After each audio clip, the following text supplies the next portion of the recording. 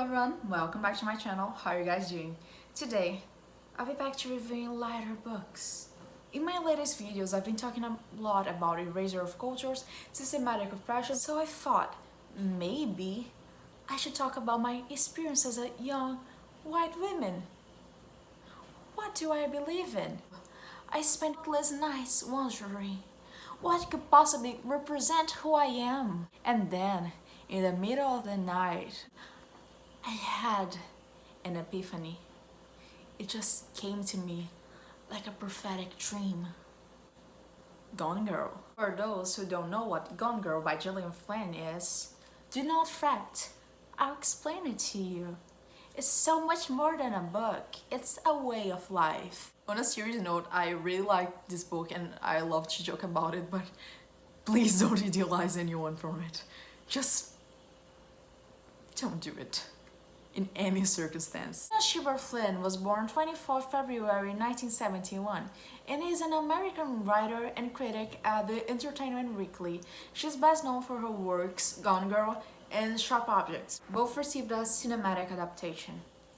Gone Girl is a thriller, and I am unable to not share my thoughts in this perfect How to Be a Girl Boss tutorial. It talks about a couple, Amy and Nick Dunn. It's their marriage anniversary and they share a tradition. In their anniversaries, Amy does a scavenger hunt. And in the end, he finds her and they share gifts. It's just it. But he doesn't actually knows how to answer the clues, which hints that he doesn't actually get Amy. You know, it's about them. See, so surprise, surprise, they have marriage problems and he's filing for divorce. Another important point is Nick owns a bar alongside his twin sister, Margot. So in the beginning of the movie, he's not at his house. He's at the bar. When he returns home, he finds signs of a break-in. And most importantly, Amy's not there. He calls the police, they check the scene, and the police thinks that it might have been staged. But as soon as we found out, we discovered that Nick is an unreliable narrator. We can trust him, we can trust what he says, he lies a lot. And we get Amy's POV through a diary. And as I said, she makes a scavenger hunt. So the first clue is at their home, and the police obviously finds it, and they try to follow through. Okay. Now I'll dive deeper into this book, so there will be spoilers. What we know later in the book is that Amy is alive and well, and that she framed Nick because he cheated on her. There's something you need to understand about Amy. She's basically perfect. Her parents actually used her real-life experiences in a book series called Amazing Amy, and she really feels like she needs to live up to Amazing Amy. So she's kind of paranoid about being perfect all the time. This is important because she marries Nick, an apparently cool guy, because she's a cool girl. I'll dive into this cool girl idea later. But she later discovers that he's not the person she thought he was. Before the book starts, they have financial problems. We later discover this reading the book.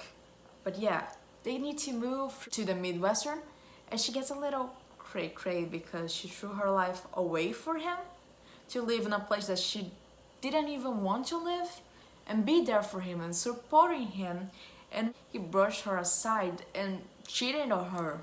The ultra super famous cool girl monologue is actually the epitome of it, because it explains how women put up these personas to be attractive to men and how we brush our needs aside to be what people want and not who we want to be, and how it drives us insane. So I definitely recommend it, reading it or watching it, because the movie is top notch. Amy Dunn is truly a fascinating character, and I spent a lot of time trying to pinpoint what makes her so appealing and relatable, because she's a sociopath. She shouldn't be relatable at all. But I think that in real life, this actually happens a lot, that the space that women exist is very, very limited. Because of this, you can't really like yourself if you want to try. You need to choose one of them. And I mean, you can argue that this happens to everyone, not just women, but I think there's a difference. And, well, women always need to prove something. Also, Amy Dunn is the ultimate gaslighter, girl boss of them all. I don't know who needs to hear this, but Girl Boss isn't a feminist movie. At all. Like, at all. Throughout the whole book, she puts countless women down. That's actually one of my problems with Gillian Flynn's books, that they seem like some sort of satire, but you can't really tell, so I think this is not a very good satire. Or maybe